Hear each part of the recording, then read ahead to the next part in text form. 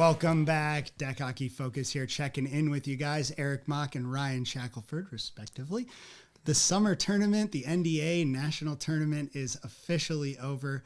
What a weekend it was. It was hot. There were some winners, there were some losers, and there were some great plays. We'll break it all down for you guys right here. But first, I want to thank LandJet for treating us so well, treating us like high-class business executives. That was absolutely amazing. Private little studio we had there. And again, Crawford Brewery as well for keeping everybody lubricated for the entire tournament and offering them a nice little discount for all the participants. So we couldn't do it if there wasn't a big buy-in from, local companies like them. And we really do appreciate that. But we have upgraded from our LandJet. We're working on our new studio. So here's a sneak peek for you guys. Spoiler alert. But Shackelford, let's run down the incredible tournament we had. I mean, there were so many different levels, so many different winners. So should we start maybe with the future of the game? Absolutely. Start with the juniors? Why wouldn't we? Uh-huh. Yeah, we're getting old. They're still young. They're going to take our places soon. So the juniors, 4 teams in that division. And again, Pittsburgh coming out, taking it to Yoli, which is kind of the Quad City team. Mm-hmm. And that's their back-to-back championship at this tournament. Yeah, they've been studs the past couple of years. We appreciate you guys just showing up. Yeah, but more importantly, they actually a couple weeks or a month before won the 5-on-5 nationals as well. So they took home 2 national championships, 2 different levels of decker ball hockey. Up to you how you want to pronounce that. And we talk about Pittsburgh hockey a lot here. We obviously went out to Pittsburgh, but clearly they're doing something right and they're cultivating the game from the ground up. Future talent there. So it's great to see the future of the game in the United States is going to be great. Yes. But so then moving to the old folks, us guys. Let's start with D4. Didn't play in D4. I played D3, but D4, this year actually kind of kept it within the NDA network, where you had Springfield Yotes, the Coyotes, playing against a Waterloo team, the Bush Lattes. And yeah, definitely a big fan. Where Springfield actually took that one pretty handily 7-1. So if you listen to previous releases, we had Healy on, Jack Healy. Absolutely. Talked about kind of the emergence of that team and how they just started playing not that long ago, a couple months ago. Obviously some good things happening there, and to bring home the D4 championship there. Proud of you guys. And keep building. And then in D3, we see another Pittsburgh team. They kind of travel as a unit there, and they're bringing some talent to the table, facing another out-of-town opponent. Yeah, Chicago. So we had a Pittsburgh-Chicago final, and Pittsburgh squeaked this one out. You're going to see a common theme here starting about right now of very tight games. Pittsburgh actually took this 6-5, coming back to back in D3 championships. They won last year as well. Which goes to say a lot for the ranking system. I mean, that's a tough thing to do, and I think that they've done a really good job of making the entire tournament very, very competitive. Yeah, no, I think at all levels. Yeah, and that's something to talk about. Is you hear banters like, "Well, it's not fair for an out-of-town team," blah blah blah. They can do whatever. There's a lot of work that happens behind the scenes to actually research and rank those players. And if you're in a championship game, in a 6-5 game, the rankings are probably where they should be. Yeah, and there's a lot of these games going to the wire. And again, we see it in D2 with Coffee Hound, who plays in our local league. I think at least essentially their base plays in our league play. Yeah, they are. They're actually, they have a spot right down the street from Deck on Devil's Glen. Local team, local guys. They had a couple, moves made there. But Coffee Hound facing off against Perry Jacobs' Screaming Seagulls, which... Rest in peace, buddy. Yeah, no, the year of Perry, unfortunately, has concluded.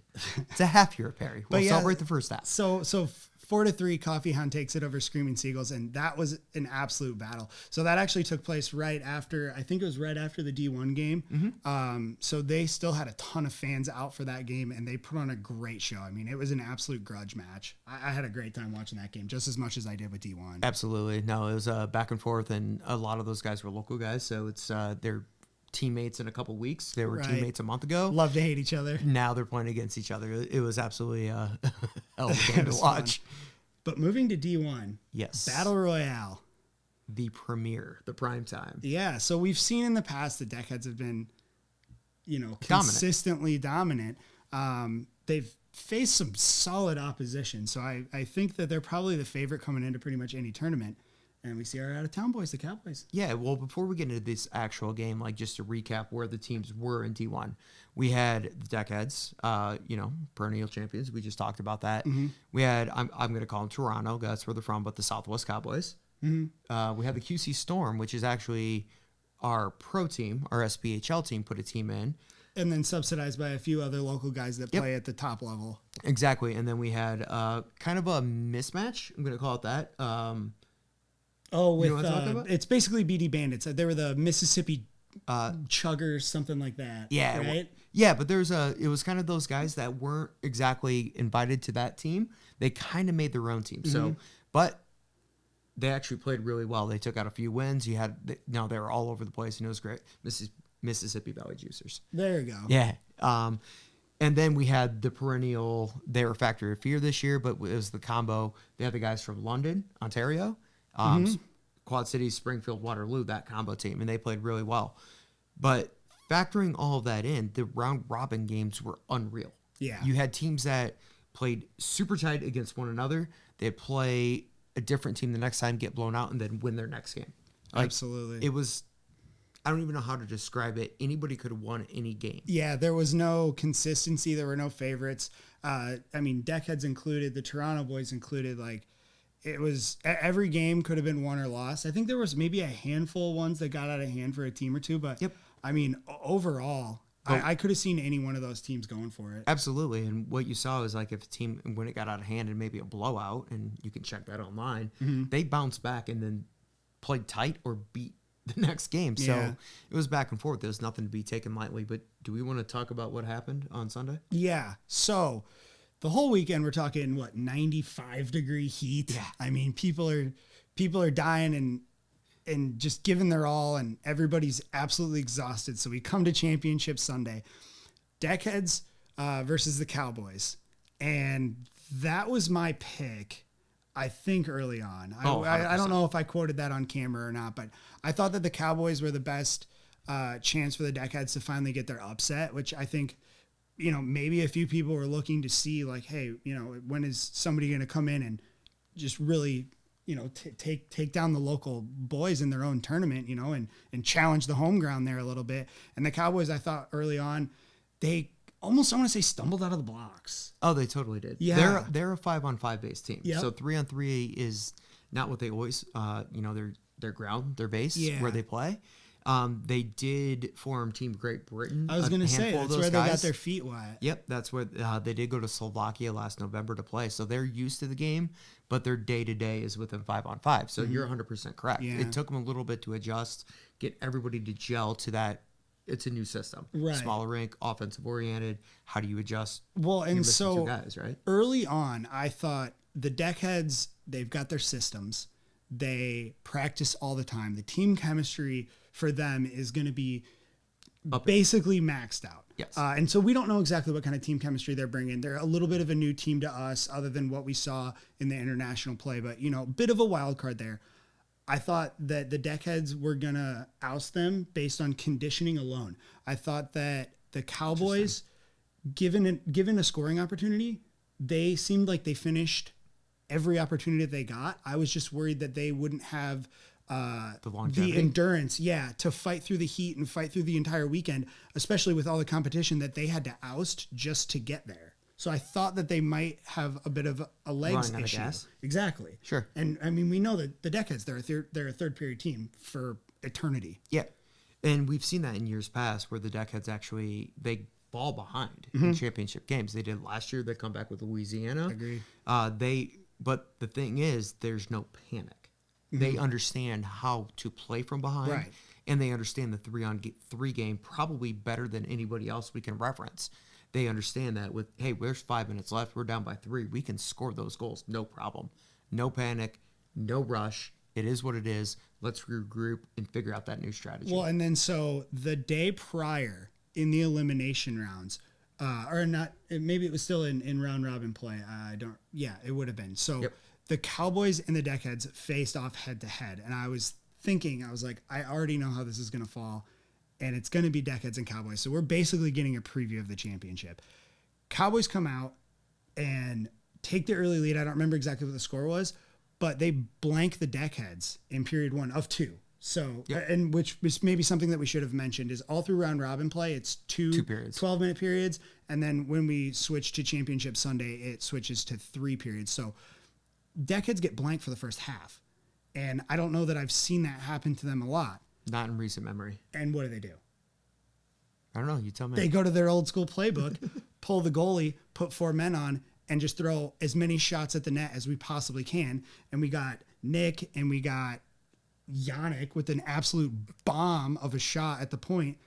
And good luck to any team in front of that. Because if they get possession for more than half a second, you're looking at a 3-minute onslaught or until...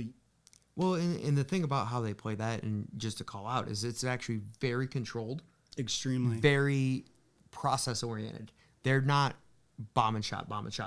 They're taking the one right shot. Right. Good to mention. I mean, bomb shot as in it's coming 120 It's a miles an missile. hour. Yeah.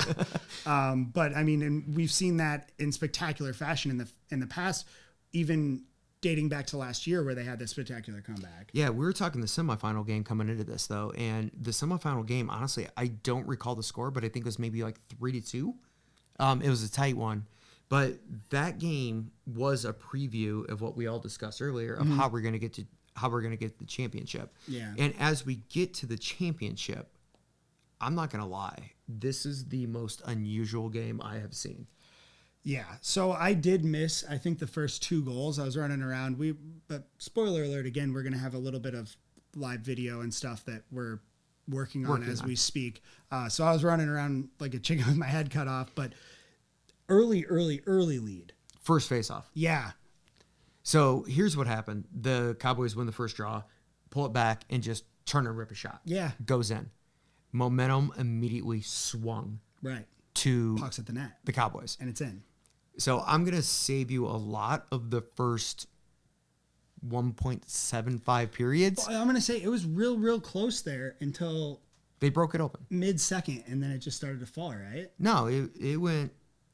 It was closely contested for a while in the first, and then it just floodgates open. So here's what Yeah. happened. Outside of the first period, we're going to fast forward through 3/4 of the way through the second period. Meat and potatoes here. It is 8-0 Toronto, Southwest Cowboys. 8-0. I didn't think it was going to happen. I thought this was going to be like a semifinal or like a round robin game where it was tight back and forth. They opened the floodgates. We talked about having the legs on Sunday. They had them. Yeah. They didn't have the legs, that afterburners. And it's not, they had a couple maybe that I think Fry would want back, but a lot of their goals were nasty. Yeah. I mean, even the one in tight that I was talking about where he chips it up to himself and then roofs it from the goal line. I mean, these were beautiful goals, and hopefully our camera angles and things can actually translate that to you guys, because there's some really nice plays. Yeah. But so as we find ourselves with a goose egg on the board for the deckheads. So this is something I haven't seen for a very long time, or ever. I don't even recall. The deckheads pull their goalie with When? 3 minutes left in the second. In the second period. Come back of in. 3. And they played that system. They played their 4-man no panic system. They just, hey, this is what it is. This is what we have to do. This is the time on the clock. Now let's be surgeons. And it turns into a chess match. Yeah, it was let's be surgeons and let's be precise. And they actually started to chip away.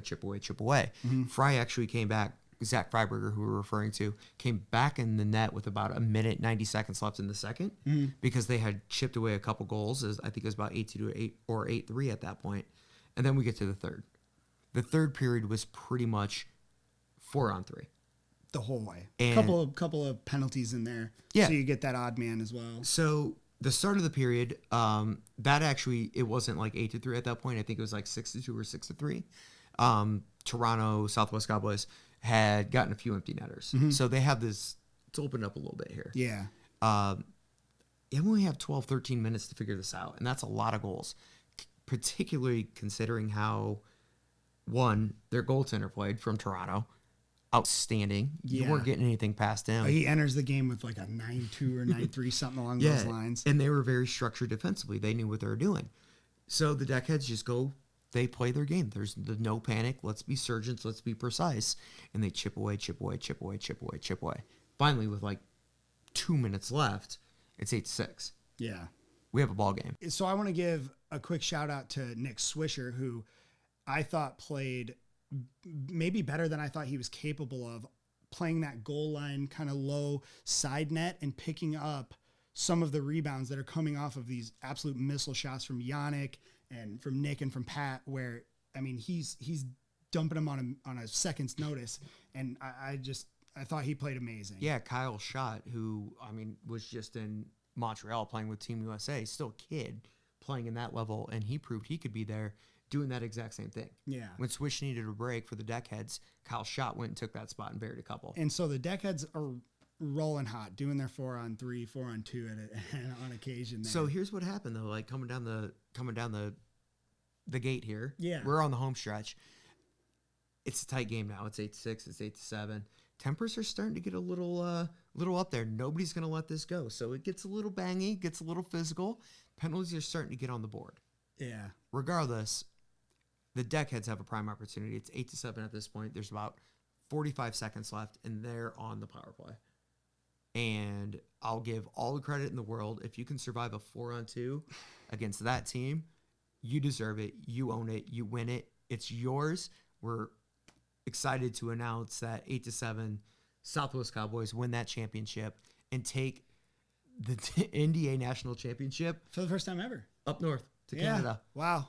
So congratulations to those guys. I'll just say personally, absolute pleasure meeting you guys. It was fantastic. Great dudes. Great hockey players. Great guys. Love to see you back next year. I know you will. And as we start to wrap this up, we're not done yet. James Brown, Ottawa, the Godfathers. We need you. We want to see you here next year. That jersey's going on the wall here soon, buddy. So you're a hometown team now. We need you. This is your tournament. Yeah, we want to see you here next year. We should mention to everybody what Tent City is like. That's a good point. It gets better and better and better and better every year. It is like a small city mixed with a tailgate, mixed with high-intensity hockey and July weather. 4 day longs. So before we actually end, I just thought of this. I was watching one of the Toronto games in round robin, and I apologize. I don't remember your name or your boyfriend's name. We actually ended up just kind of watching next to each other. Sure. I just asked her, I was like, hey, what do you think? She's like, no, I'm from, out of town. This is my boyfriend. We just came in. And I was like, so what do you think of the tournament? She's like, this is absolutely unreal. We don't see anything like this at home.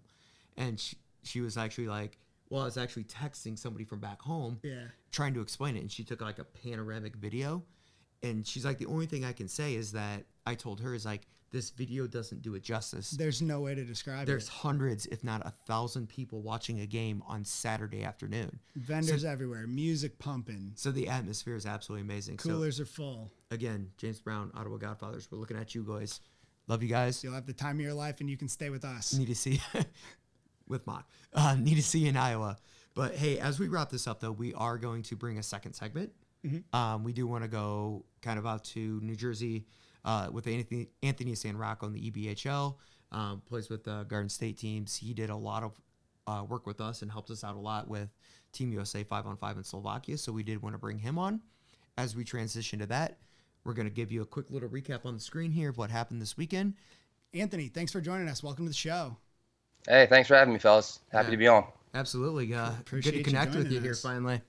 Yeah. It's been a little while, but I'm happy to be here. Yeah, so just so everybody knows, Anthony in the EBHL and the guys that he works with was helping us out with the 5-on-5 team out in Slovakia with a lot of those graphics. So good friends of the show here for a while. We're super happy we could finally connect. And we love everything you guys are doing out there. Yeah, thanks. Yeah, so hey, real quick, before we kind of dive into the day-to-day, why don't we just kind of talk about the EBHL and, where it's located and how you got your start and, where we are today. What was step one? So we're located in South Jersey. We're about 20 minutes outside of Philly. Everyone's, within a half hour of the rink. We started in 2015. It was myself, my buddy Pat, and his brother TJ, who still runs the league with me now. We were shooting around at the rink in our neighborhood, and it's this small, little, compact 4-on-4. It's not much bigger than the 3-on-3 rinks you guys play on, honestly. And it's like the boards are angled. You can't even wrap the ball around the boards. Like it's kind of tough to play on. But this rink, no one used it. So we were like, why don't we try to make a league? So we emailed a couple people, made a few calls, and it was easier to start than we thought it was going to be. And we were like, all right, we're willing to commit the time to this. Let's do it. So our first game ever was July of 2015, July 16th, 2015, actually. And we ran 4 straight seasons on that concrete rink all throughout the summer. The first season we started kind of late because we didn't know we were going to do it. And then all the other seasons we started around May, June, and this year we actually started in April. But yeah, this is our 5th season now. First on deck though. That's awesome. Cool. So You guys grassroots efforts. Yeah, you guys really started from nothing, rough rink and everything there. I mean, we've got sort of a similar story here where it started off really slow and kind of niche, and now it's just exploded. I'm sure you guys will lap us twice here within the coming years, just based on the talent that you guys have. But so I guess what sort of sparked your decision to go in with this, and you and the rest of the guys there, and what was sort of the motivation behind it, and what's everybody's role within the EBHL? Well, when we were younger, like I was 22 when we first started, and we were just like, whatever, let's just make a hockey league. It'll be fun. And that's why we still do it to this day. Pat, who started the league with me, he left in 2017, and my brother Gianni started helping us then. So now it's me, Gianni, and TJ who do it. And it's a pretty big production. We kind of decided, we met up earlier this year, I guess around like December-ish probably. And we were like, all right, what are we going to do this year? Are we going to stay on the concrete? And Marlton had just built the beautiful new deck rinks. And we were like, should we go to the new deck rinks? What are we going to try to do? And people have been kind of saying to us that we should try to go to the deck. So we decided, let's do what we can, try to get to the deck rink, and let's just take it to social media and try to just make our league big. And like, we didn't really have Photoshop skills. We didn't really have video editing skills. We downloaded everything in the winter and just kind of practiced and worked on stuff until we got to the season. So we're still learning as we're going this year, but we just want it to be as big as we can possibly make it. No, that's awesome. And for anybody who's not aware, check these guys out on Facebook. EBHL's EBHM. I'm sorry, I'm going to mispronounce EBHM. EBHM ball hockey league. Yeah. Their social media presence is absolutely amazing. The things that they do, their game day updates, their weekly wrap ups. Oh, the fantastic. graphics! I mean, we're sitting here in Iowa, and every time you guys release, here's the standings, here's the end of the score. I'm reading them every day at work.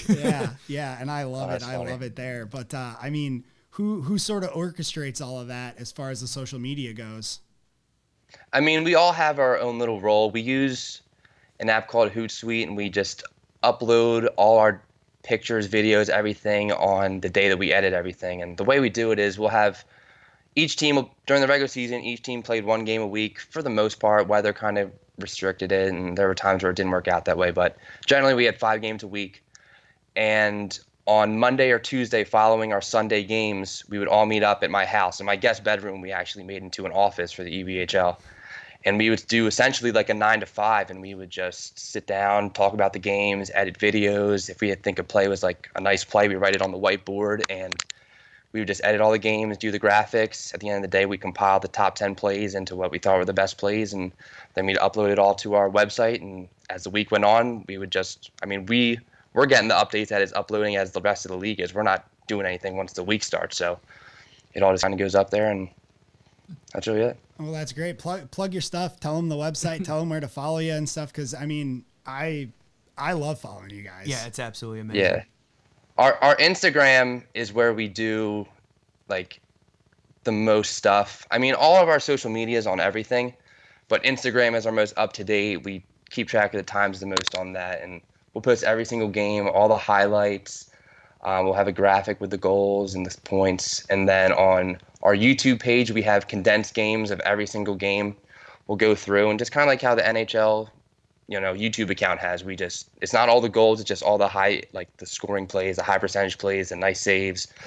And we just kind of have it that way because we figured people wouldn't know about this, that it was going to be like this when it started. So we wanted to have a way for people to catch up if they wanted to, see it now as we're getting into our playoffs, and the games get a little more intense. So everything's up there. If anyone wants to see and catch up, you can watch any game all season, and they're no more than 5 minutes. It would take you a half hour to catch up all season. It's like watching the condensed games the day after on the NHL app on the TV. Yeah, it's great. No, that's fantastic. And you guys are Like, honestly, I think you guys are probably leading the charge on the social media and what you guys are doing. It's absolutely fantastic. Yeah, it's great for the growth. Yeah. Yeah, But thanks. one of the things I kind of wanted to ask or just throw out there is we're talking highlight reel saves. We're talking big plays, scoring opportunities. Who are some of the guys that are making those plays? Let's name drop. Let's make some people famous. I mean, I'll dive into the teams that are still in it now. There's 4 teams left. There's the Lakeland Caribou. They're the number 1 seed. Mike Malloy's the captain of that team. John Ruiz is on that team. Mike Williams, Ty Sheehan, Tim Paggs, Trevor Altman. A lot of guys that play for the Warriors and Indians are in this league. You guys know Joe Malilo, Jack Allen, and Marchese, who played for you guys up in Quebec. Yep.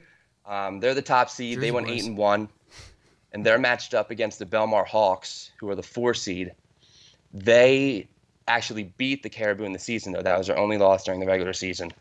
And they're run by Matt Murata, who's the Garden State Warriors goalie. Mm-hmm. Eric Zimmerman's on the team, Alec Myers, Kenny Petrone, Andrew and Pat Weatherby, Dan Geetons. So it's the talent in that series is just ridiculous. It's the best players we got around. Absolutely. It's going to be fun to watch. Obviously, some big names that we've talked about here, we've interviewed, and Yeah. then you hear about in every tournament. You guys' league is extremely top heavy with talent. I love it. I love it. The good thing about those, it's dispersed pretty evenly because even the teams that didn't make the playoffs and the teams that got eliminated, they have A-level talent all throughout. So, you know, our number 9 seed of the season was a team called the Goats, and they beat the Hawks earlier in the season, and it was a great game. They deserved the win. So it's just competitive every single game. And then the other playoff matchup is the 2-3 seed. The 2 seed's the Marlton Raw Dogs, which is run by Luke Villano and Steve Sion. They've actually won the past 2 years on concrete, so they're going for a 3-peat right now. Nice. Dennis Hickey was on that team, but he's actually out for a while. He's got an injury right now. Timmy Ryan's on their team, Anna Bruzzo, Austin Mauger. I want to shout out Timmy Ryan and his girlfriend Chelsea. They're line mates in the league, and it's just absolutely adorable. We love it. And then they're playing against my team. We're the Evesham Tortugas. And on my team, it's my brother's in net, Gianni. Joey Trapani's on the team. We have Stephen Mackey Oshiro, and Steve led the league in points this year. He had 10 goals and 12 assists in 9 games. He tore it up. We got a guy on the team named Aaron Huffnagel, who's got to try out in the East Coast Hockey League this year. So there's talent all over. I really don't know who's going to. No, that's crazy. I love it. I didn't know that you were a Tortugas guy. That's my favorite team name. But so what I was going to ask you, what I was going to ask you, well, and then is it South Jersey Best Friends? Yeah, that just seems like the most wholesome team name I've ever seen. But I think they might get spanked every once in a while. But what I was going to ask you is, who's got the best jerseys? Oh, that's an we got there's a big riot around here about who's got the best setup, who's got the best outfits. I mean, who are you going to give the award to? You're in charge. I give it to the Raw Dogs. It's definitely the Raw Dogs. They have bright red shorts, like teal blue jerseys, a red and yellow logo, and then on their shoulders we actually gave them shoulder patches that say 2017 champions and 2018 champions that are ketchup and mustard bottles. So they look pretty. That's fantastic. That's amazing. Yeah, they're awesome. That's great. But you had mentioned as well the Garden State Warriors. Hopefully soon we'll have some more jerseys up here. We're kind of going through a little transition. Yeah, you got to get it back there. We're trying to work on upgrading, but it takes a little bit of time. We've all got day jobs. But with the Garden State Warriors, with a lot of them playing in that league, a lot of them representing, Team USA at various levels and things, what's the difference between them as league play and then when it comes time to be tournament play or maybe international play even? I mean, everyone brings it every game. I mean, I guess everyone takes their foot off the gas a little bit for the regular season, but since the playoffs have started, everyone's playing like it's a men's A game right now. Each game's been a battle. It really has. I love it. Nice. So as we kind of transition here in the conversation, one of the things I wanted to ask is, you talked about your investment of time and your brother and your cousin and everybody, and you're doing this on your own time, right? Absolutely. We're all amateurs. We do this because we love the sport. But what makes you commit this level of dedication, and what's your love for the sport? I mean, I've played ball hockey since I was 5 years old. I just have always played pretty much every year of my life, so I just want to keep doing it. And for Gianni, TJR2. TJ, who he's not my cousin, by the way. He's just one of our buddies. But Oh, he's played his whole life too. All of us in Marlton have played since we really have been able to play hockey. And it's just fun. We feel like we're kids again, running around out there just having a good time. Dude, we awesome. love it. We love everything you do. You guys have way too much talent. And then what I was going to ask you is what's kind of in store for the future of the EBHL now that you guys have kind of come, I guess, essentially from nothing, playing on the concrete with the kind of rinky-dink boards. And now, I mean, you guys have Legit full-on teams and you've got dynasties as we've seen here and stuff like that. But what's the future growth plan? Are you guys going to add more levels? Is there going to add more teams, more rinks? I mean, what do you kind of see moving forward? We're kind of playing it by ear right now. I love running the league, but we're exhausted right now. We've done a ton of work on this stuff. So we're definitely going to take a little bit break once the season ends. I don't know that we'll do another season. We kind of like having the exclusivity of having one season, one champion per year. Kind of there's only one opportunity to win. So everyone takes, I think, a little more serious because of that. We do want to have a tournament. We're looking to have one hopefully in September. We still got to get the details out behind that, but we're trying to get something together. And we're also hoping for next year that we can split into 2 divisions. We think we have the talent and the interest to kind of break it up and bring some more teams in and, get everyone involved that we possibly can. No, that's awesome. Oh, that's fantastic. Yeah. So as we wrap it up here, is there anything else you kind of want to add, or should we? Yeah, plug the social medias. Yeah. If guys want to join the leagues, moving forward and stuff, how do they sign up? How do they contact you guys? How do they get more information? You're putting in the effort. Let's show everybody the outcome there. It's awesome. Yeah, I mean, our Instagram, our Twitter, our Facebook, our YouTube, follow all of them. We update all of them pretty much daily with content through the league, whether it's just graphics, stats, top plays, highlights, whatever. If you want to join the league, normally we kind of do it by you just get a group together and tell us, hey, this is our group. We're going to be this team. We did have a team of free agents this year. We're trying to work out a system to make that easier for people to do. And I'm sure we'll have something lined up by next year. But if you reach out to us on social media in any form, we'll be able to get you involved somehow. That's awesome. Good, man. We love it. Definitely check those guys out. If it's Instagram, Facebook, YouTube, whatever. It's a good follow. Honestly, I'm not lying. Incredible. I watch it every week. Anthony, man, I appreciate Name with the Face and you joining us today. Yeah, thanks, fellas. Appreciate you having me on. Tortugas all the way, baby. We're rooting for you guys. All right, thanks, man. Yep, thanks, fellas. All right, guys, thank you for joining us, everybody, tonight. I hope you enjoyed that. We had Anthony Sanrocco, who just left us there from the EBHL out in Jersey. Great bunch of guys. Do a great, amazing league, absolutely amazing things for the game out there. Check them out on social media again. EBHL. I mean, they have YouTube, Twitter, Instagram. The whole 9 yards. Check those guys out. Seriously, it's awesome. And again, we started this episode with what we call the best weekend of the summer. I already miss it, and it was just last weekend. So 51 weeks ago, guys. We want to wrap this up. Again, say thank you for Crawford Brew Works for the partnership during the tournament, Landjet for everything they did with us for that mobile studio. And with that, we're going to call it a day. So Eric Mock, Ryan Shackelford, we're out, guys.